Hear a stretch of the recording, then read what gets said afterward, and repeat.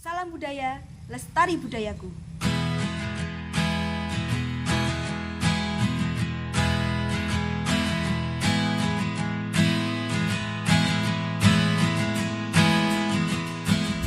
Dakon, permainan tradisional dengan nilai filosofis. Dakon merupakan permainan tradisional yang bisa dimainkan oleh semua orang, baik anak laki-laki, perempuan, atau orang dewasa. Permainan dakon juga telah ditetapkan sebagai warisan budaya tak benda atau WBTB di tahun 2019. Permainan itu terbuat dari kayu dengan panjang 50 cm, lebar 20 cm, dan tebal 10 cm. Di bagian atas kayu diberi lubang 5 cm dengan diameter 3 cm di dalamnya. Jumlah lubangnya minimal ada 12 buah, dengan biji dakon berupa sawo kecil, sawo manila, atau lereng kecil. Jumlah pemain dakon minimal berjumlah 2 orang, di mana mereka bermain secara bergilir, sesuai kesepakatan bersama. Sejarah dakon sendiri tidak diketahui pasti kapan munculnya. Menurut Raden Ajeng Maharkesti, BA 1999-2000, dalam laporan penelitian Jarah Mitra menyebut ada 3 versi. Pertama, dakon masuk keraton sejak kejayaan Majapahit, tepatnya di pemerintahan Ratu Kencana Wungu, karena ada satu cerita yang menyebut bahwa ratu tersebut suka bermain dakon. Versi kedua di masa Belanda, dakon disebut bedil atau senapan meriam, di mana di masa perlawanan Sultan Agung untuk mengimbangi kekuatan lawan. Para prajurit Mataram yang kebanyakan dari golongan petani giat berlatih bedil, dan di sela-sela istirahatnya bermain tradisi mereka, termasuk dakon.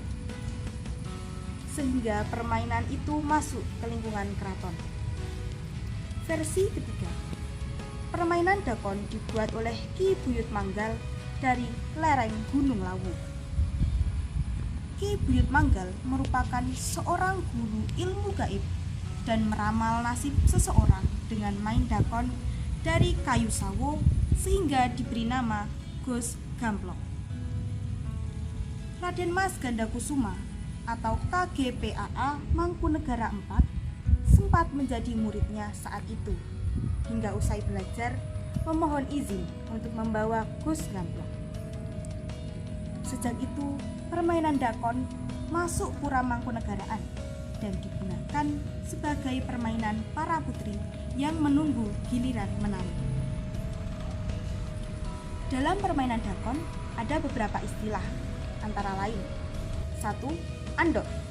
Bila kecik terakhir jatuh di sawah yang kosong, baik di sawah sendiri maupun sawah lawan, maka permainan harus berhenti sementara sampai lawan juga mengalami andok.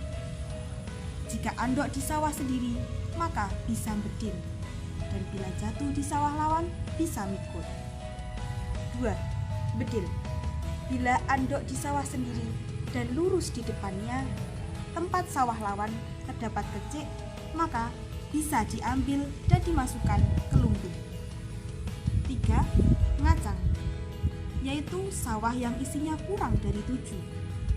Saat sawah berisi 5 dan harus dijalankan, maka disebut ngacang 5. 4. Bero, sawah yang kosong sama sekali. 5. Bok, jumlah akhir kedua pemain sama. 6. Kobongan, jika sudah tidak dapat bermain lagi karena sawahnya tidak memiliki kecik lagi atau kalah.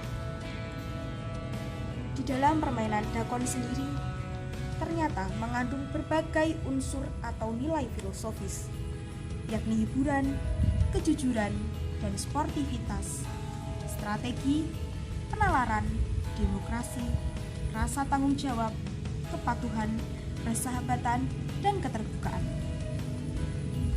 Dakon juga digunakan untuk meramal hasil panen pada petani zaman dulu.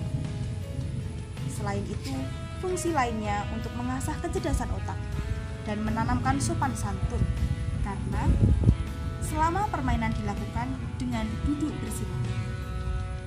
Permainan dakon juga menyimbolkan tentang kesamaan derajat dan martabat manusia.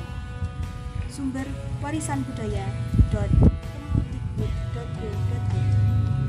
Salam budaya, lestari budayaku.